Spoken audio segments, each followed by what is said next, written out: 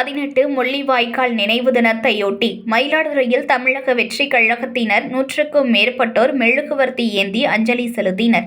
இலங்கையில் நடைபெற்ற இறுதிக்கட்ட போரில் பல லட்சம் ஈழத் தமிழர்கள் கொல்லப்பட்டனர். குறிப்பாக மே 18 அன்று 1 லட்சத்திற்கு அதிகமான ஈழத் தமிழர்கள் கொல்லப்பட்டனர்.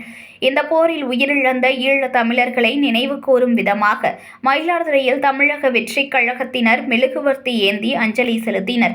மயிலாடுதுறை கிட்டப்பா அங்காடி முன்பு கட்சியின் மாவட்ட செயலாளர் கோபிநாத் தலைமையில் நடைபெற்ற நிகழ்வில் கட்சி நிர்வாகிகள், தொண்டர்கள் என 100க்கும் மேற்பட்டோர் கலந்து கொண்டு கைகளில் மெழுகுவர்த்தி ஏந்தி மௌன அஞ்சலி செலுத்தினர்.